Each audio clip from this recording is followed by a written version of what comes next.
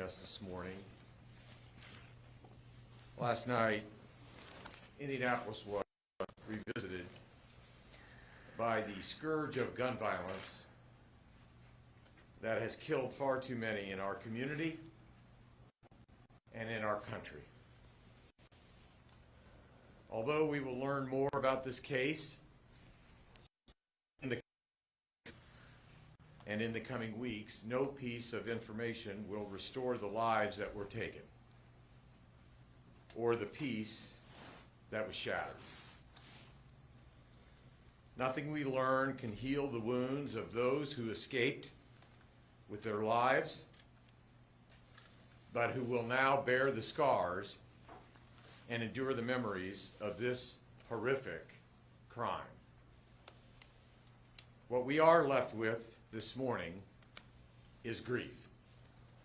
Grief for the families of those killed, grief for the employees who have lost their coworkers, and grief for the many Americans struggling to understand how tragedies like this continue to occur again and again.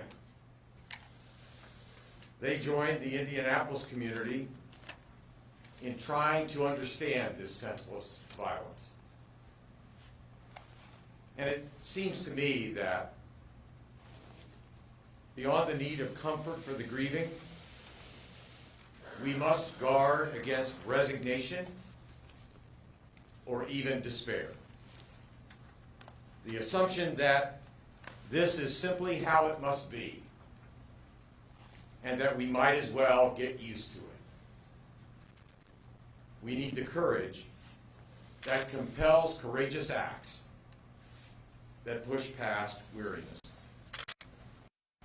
I want to thank the first responders who arrived at the scene, the IEMS personnel who provided medical care to those injured, and the brave IMPD officers who responded and who are now investigating the events of last night. By all accounts, these women and these men acted heroically, caring for victims and families and bringing order to a chaotic environment. I'll close by saying this. Indianapolis is a resilient community. Last night was a devastating blow, and its impact will be felt by our community for days and weeks to come. But in times of despair, I know that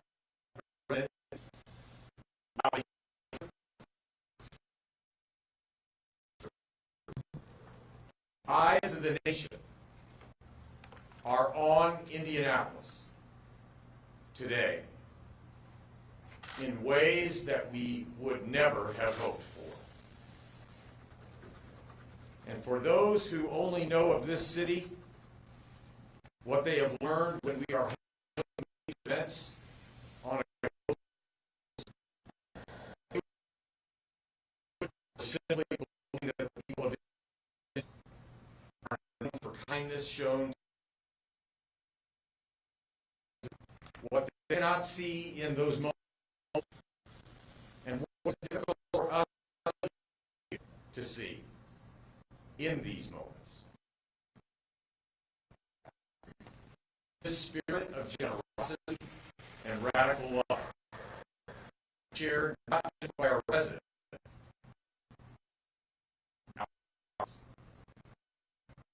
is what makes a place that we call home in times of triumph and in times of tragedy. It is what gives us the strength to see through the darkness and find the light of love that exists within each of us. It is what gives us hope. And no crime of passion or act of hate can take that away from us. Not today, not ever. I'll turn it over now to the Chief of the Indianapolis Metropolitan Police Department, Chief Randall Taylor.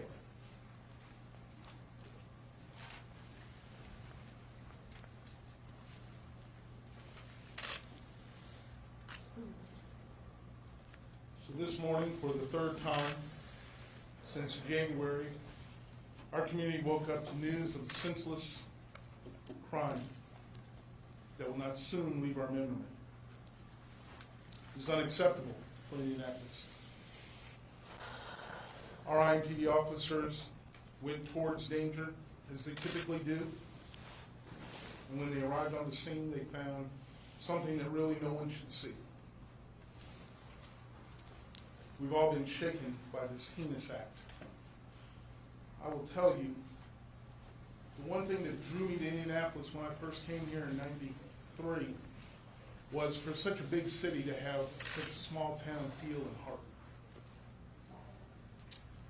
Our IMPD chaplains have been on the scene since early this morning, providing care and comfort and support to the families of the victims. My heart is broken over the lives that were lost.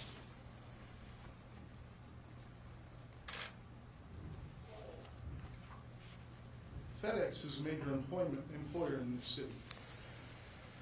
If you ask around, there's numerous people, myself included, that have family and friends that work for this great company, and they've built bonds, whether they work there for a short time or a long time.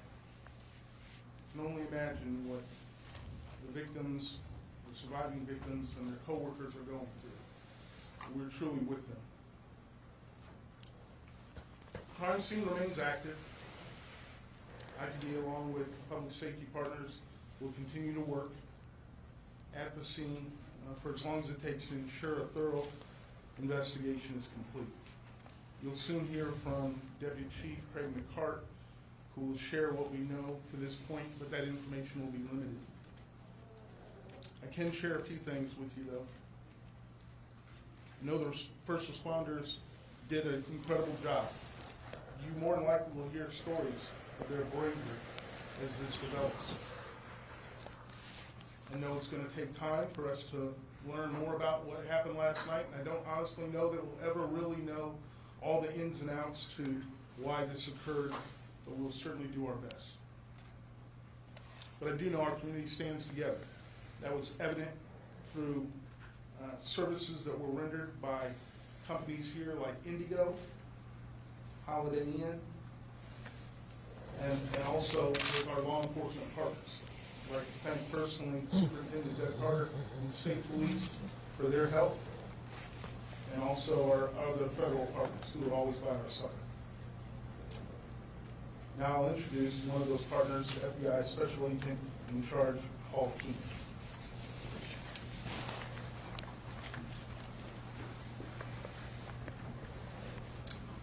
Chief.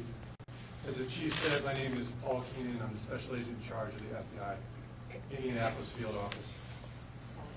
First and foremost, I offer my sincere condolences on behalf of the FBI to the family and loved ones of the victims of the senseless violence that took place last night. While we mourn the devastating loss of their lives, we are dedicated to honoring their memory through a meticulous investigation. FBI Indianapolis is part of this community, and we stand with our friends and our neighbors to condemn this violent act that has impacted so many. I stand here today with my partners because whenever there is a tragedy such as this, the FBI surges resources to assist our law enforcement partners in addressing those immediate needs. FBI personnel are assisting the crime scene, conducting interviews, assisting on the search of the suspect's home, and will provide any technical expertise requested by the IMPD. Many of you have already asked what the motive of this shooting was, and with less than 12 hours since the shooting, it would be premature to speculate on that motivation. I can tell you that there is no further threat, and updates will continue to be shared as there are more details. We're grateful for our strong partnerships with the law enforcement in Indiana. As we have done in other cases, the FBI will dedicate all available resources to follow every lead and use all investigative capabilities to see this and bring closure for the victims' families. Next up, I'd like to introduce Deputy Chief Greg McCart from the IPD. Thank you.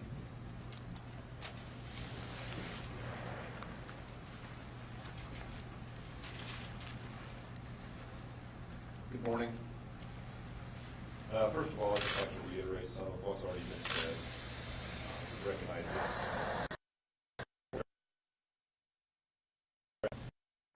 Condolences go out.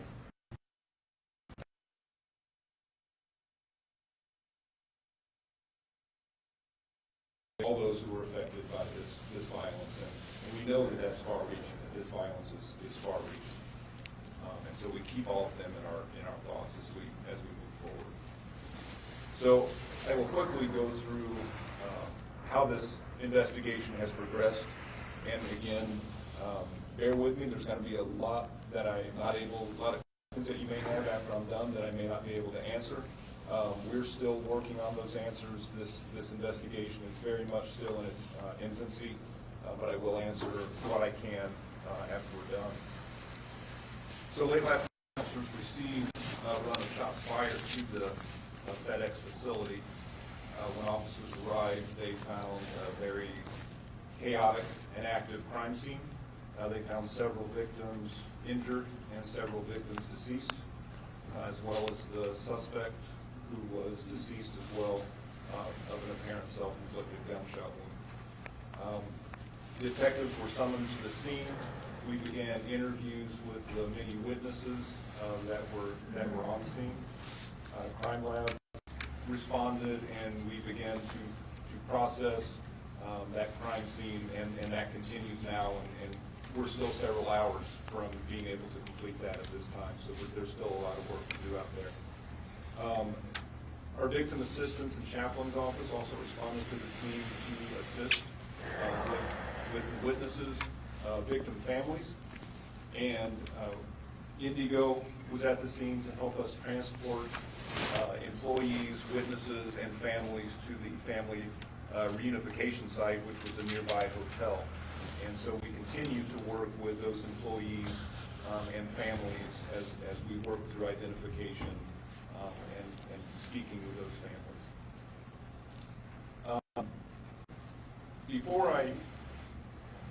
Before I open anything up for questions, I want to recognize the work that's being done out there as we speak by our detectives and the help that we have received from other law enforcement agencies. I'd like to also give a thank you to the state police. They were a huge help last night as their detectives worked right alongside with ours. They allowed us to use this facility not only for this event, but for interviews last night. Indigo, as I've already said, our federal partners who have been right beside us throughout this investigation as well. We will now work alongside the coroner's office as we work through a victim identification, and so again, just a big thank you to all those folks, the victim assistance unit, the chaplain's office. We couldn't have done this without the help that we've received today, and Crime Lab. Questions now. I'll open it up for those questions, and again, I will try to answer. If I just ask, I know you can't give much information at this point, but what can you tell us about the suspect? No, I can really tell you very little, and the reason is we are still working to identify everybody that is still on scene there.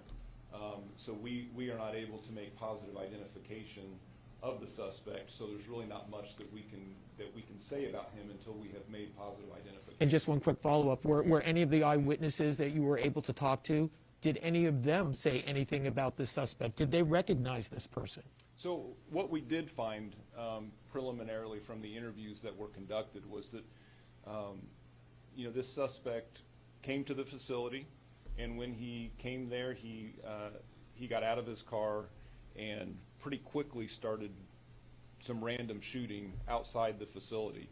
There was no confrontation with anyone that was there. There was no disturbance. There was no argument. He just appeared to randomly start shooting, and that began in the parking lot and then he did go into the building, into the facility for a brief period of time before he took his own life. What connection, if any, at this point does the shooter have to the FedEx facility or any of its employees? We don't know that. Again, that's difficult to determine until we make positive identification. So we're certainly working with the FedEx organization in trying to establish all those connections, but we just can't do that yet. Craig, if I can be clear, you're saying you don't have a firm identification of the suspect. The special agent says they're assisting with the search of his house. And that's accurate. I mean, we have an idea. We have some other leads that led us to that location. But again, until we make positive identification along with the coroner's office, we're not going to obviously identify anybody. But there is a search going on of somebody's house. There's all kinds of things going on in the investigation, but yes, that is one of them. Okay, a search of the individual you think who is the shooter in this case. Potentially, yes. Potentially, yes. How many weapons recovered? How many shots fired? I can't tell you that yet. Again, the crime lab is still out there collecting all that evidence, and we can't determine those things until they've completed. Did your witnesses tell you that perhaps at FedEx or the security personnel or off-duty law enforcement personnel at the site yesterday had any indication that perhaps this trouble was going to occur or somebody was going to come back with a gun? No.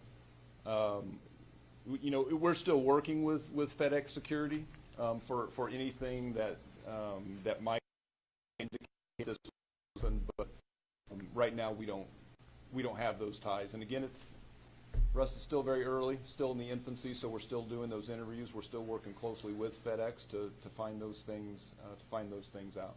Was the shooting done when police? Understanding is that everything time officers entered, that the situation was over, that the suspect took his life very shortly before officers actually entered the facility. How long do you think the incident lasted? It's hard to say exactly, but the estimates that we have heard are just a couple minutes, that it did not last very long. You can't confirm if the suspect is an employee? No, we cannot confirm that yet. How many people were in the building at the time? You know what? That I can't tell you that. That would be a question that someone from the FedEx organization would have to answer. I don't know the number. I don't know that number right now. How many were transported to the hospital? So what we have right now is that there were 5 that were transported from the scene. 4 of those had suffered what appeared to be non-fatal gunshot wounds, and then there was another injury of some sort that was a person with some sort of injury that was transported as well. Several employees have said that FedEx policy is that employees can't bring cell phones into the facility, and they fear that may delay getting you guys there. Was there any kind of delay in getting you there? No, I think that we were contacted very quickly once things started happening. Now, what I have heard is that part of the frustration in family notification has been due to a lot of these employees did not have cell phones. As they flee the building and get transported to other places, they're without their cell phones. They had a hard time getting with families, so that was certainly frustrating for those employees as well as their families. Is there surveillance video of the incident? We're checking for surveillance video, and certainly one would think in a large facility like that at some point there's going to be some video that we're able to obtain. Did any witnesses indicate to you that they thought maybe there was another employee who attempted to retrieve a firearm in an attempt to... That kind of anecdotally, but I have not heard that was reported to law enforcement to this point. Now, we're doing lots of interviews still, so I'm not going to say that's not accurate, but I have not. Shift change going on. I understand why that time of night. We haven't determined that yet, but I know there are some places where I think a lot of the employees take breaks and lunches and things like that out in that area as well. So, and it could have been a shift change as well. I don't have that answer right now. The scope of the investigation, the facility is quite massive. I'm not asking you to run into detail, but you said it's going to take a couple of hours. Can you give us an inside look as to what are you doing in that building? What are you collecting? And then also, sir, follow-up question, how many people have you interviewed or do you plan on interviewing as part of the investigation? So first, it's not just inside the building where we continue to work and process the crime scene, because as I indicated, it started outside the building. So crime lab personnel have a painstaking process, a very organized process of documenting all the evidence that's there on the scene. And that will start with diagrams and pictures and videos, and then the actual physical collection of any evidence that's on the scene. So that has to be done in a I mean, there's a big area. Like I said, we started outside and then we went into the facility. So all that's going to take a while.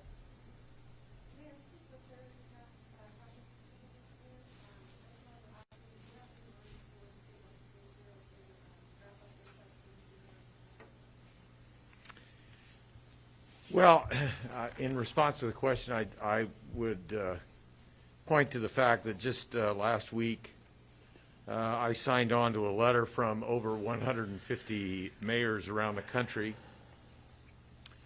asking for the United States Senate to consider legislation that would expand background checks to be required when firearms are transferred between private citizens, and to close the Charleston loophole, which allows federally licensed firearm dealers to transfer guns to customers before an adequate background check is completed. So the fact that I joined with 150 other mayors in asking the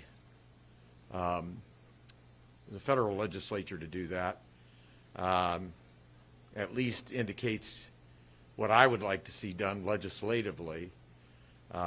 My concern about the Indiana General Assembly is I believe they only have 3 or 4 days left in this particular session, but I certainly will make it clear to our governor and to the legislative leadership where I stand on these issues. Mr. Mayor, you were in the White House. Contact that you can give us, again, not disclosing any conversations, but can you share with us how this operating services, resources in Indianapolis? Well, as most people know, the Chief of Staff, the President of the United States, is a North Central High School grad from Indianapolis, Indiana, so it was not at all unusual that he would reach out to me. Basically, the offer was, anything you need, Mayor, we stand ready to assist. It was not a direct communication. It was just text messaging, and I, of course, responded thanking him and told him that we would keep him made aware of the progress of the investigation, and if the White House was able to do anything to support, I'm certainly not hesitant to ask for it. Mr. Mayor, cities are always looking for resources from the federal government. If there are things that you could ask the White House, what would you need? What resources could the men and women of federal police and the other agencies that are under your purview, what would you ask them at this moment in time? Well, we're always deeply appreciative of federal support, whether that come by way of dollars or otherwise.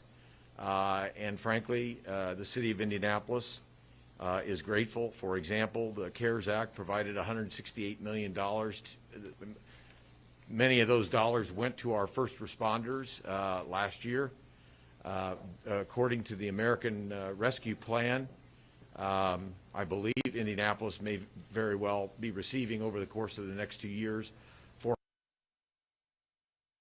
and I have no doubt, although we have not made any decisions about how to that, I have no that money will also be used for law enforcement and first responder support. So anytime Washington makes the offer, we're very grateful and certainly inclined to accept.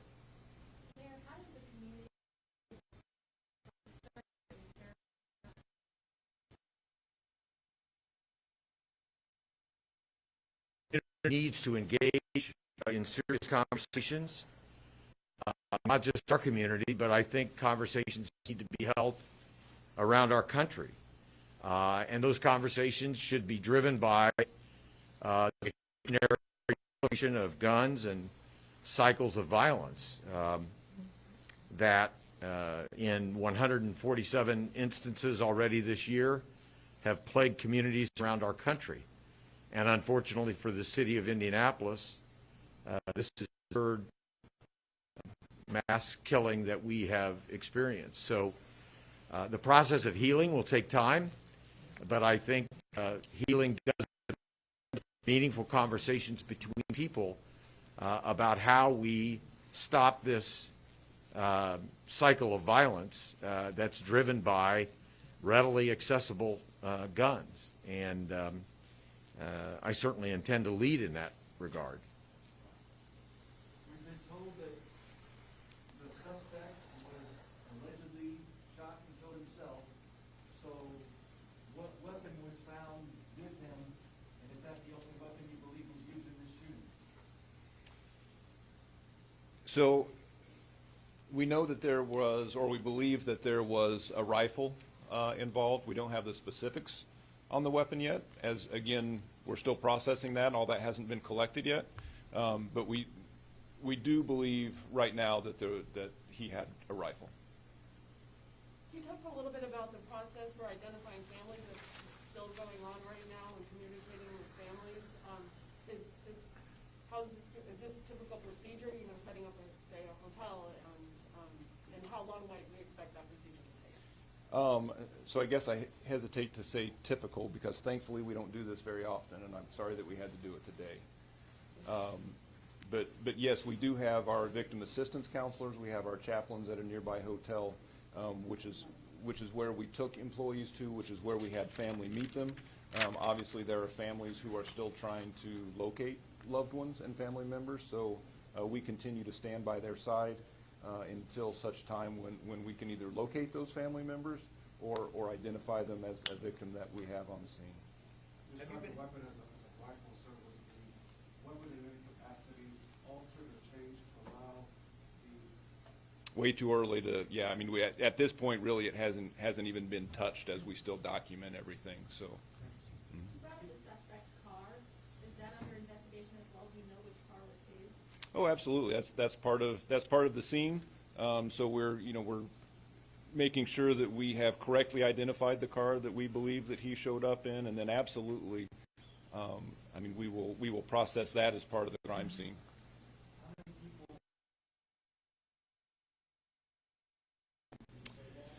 I believe that we had 4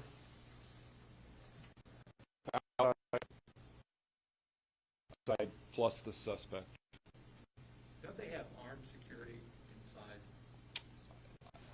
That I don't know. Now, have you been able to, you've certainly been able to identify some of these victims so far. Everybody goes in and out of that building has some kind of name tag on. Have you been able to contact any families yet? We really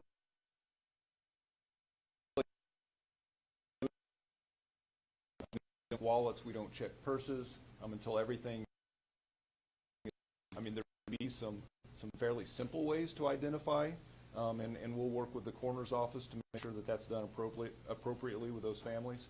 But to this point, we have not identified any family of victims. Well, as Indianapolis waits for the names of these people and for the suspect, how long do you think it's going to take before you're going to let their neighbors know what's happened? You know, that might be a better question for the coroner's office, because they make that official identification. But I would think hopefully in the next 24 hours that maybe we can do that. Have those victims been removed from the site? Not, I don't believe so. When we were here, they were still a couple hours away. So, you want to address that? So before you leave the podium, what was happening at that time? Were people sorting packages? Can you give us an idea? I mean, I think I know what happened at FedEx, but what was doing before this happened?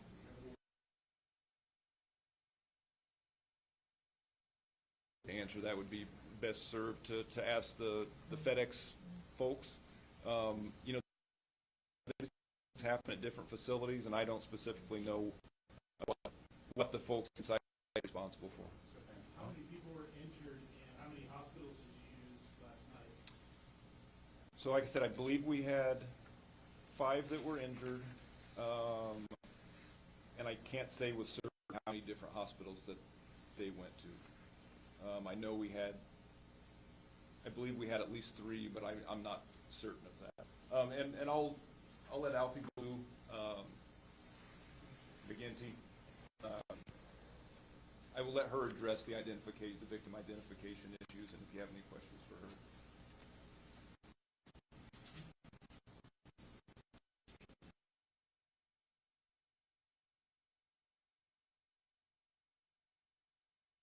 Coroner Dr.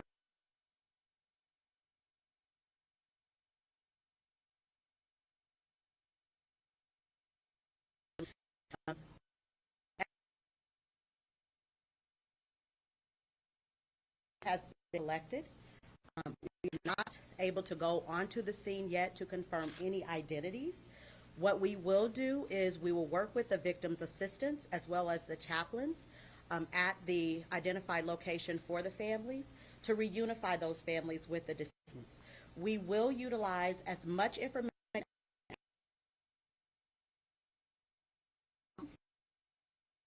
identification. As you all know, Indiana is very specific in how positive identification can be done, which is identification by a family member, dental, DNA, and fingerprints. And so adhering to all of those measures, we must make sure that the people that are identified on the scene are accurately and appropriately, positively identified. And so that process will take a little bit of time. We have some information so far as to what families are waiting their loved ones to be identified or to turn up somewhere. And so we are going to be working with those families to efficiently and very effectively confirm the positive identification. We are still a number of hours out before we are able to go onto the scene to conduct our investigation. And then after that, we will work with the families. That process, we will have to do additional resources will be available or need to be available to us for the additional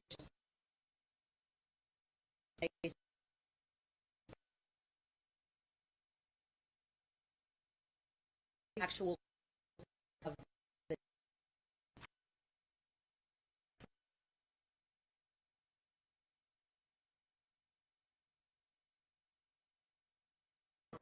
I don't have information.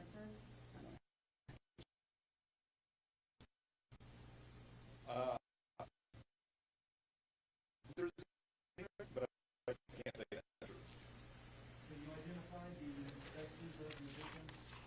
At this time, we have not been seen to do any of that. Information can be shared as identity, age, race, gender, and those things are only members of the Happening on your office, specifically as part of the larger match shooting.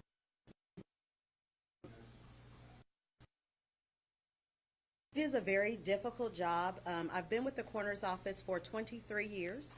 I've not seen this capacity in terms of the number. A short period of time, it is very disturbing. Definitely suffering and is going to need long-term counseling with regard to these types of deaths. It actually has, we've had to pull in all of our 30 staff to conduct these death investigations and to work with the families because we do still have follow-up information and things that have to be done and shared with the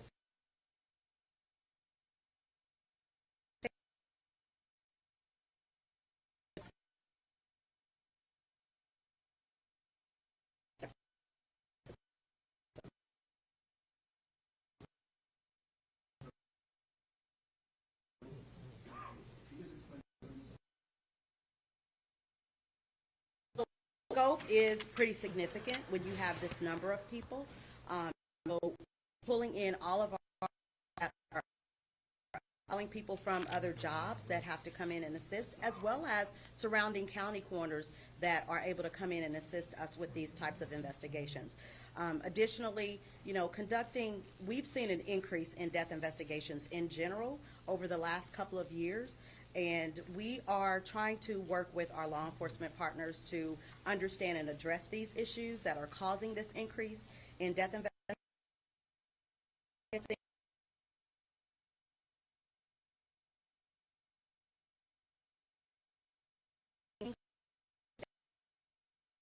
It is physically draining. We're going to work for the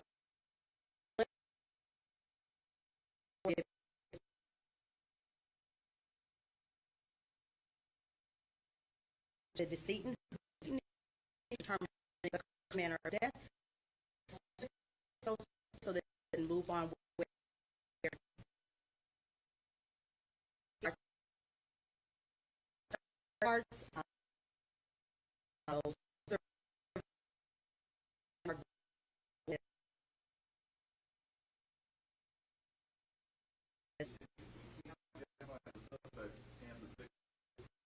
That everybody is okay, has been identified, reunited with family members, and released? I think that's a safe assumption, but yet I can't say that for certain. We think that we have reunited families and workers, and certainly all of those who have been treated at the hospital have been reunited with family. But again, I haven't been over there, so I don't want to say for certain that that's the case. But I believe right now that we have. Thanks, everybody. Good job, Craig. Thank you, sir. Just take all that. We have to do this again, huh? Yeah.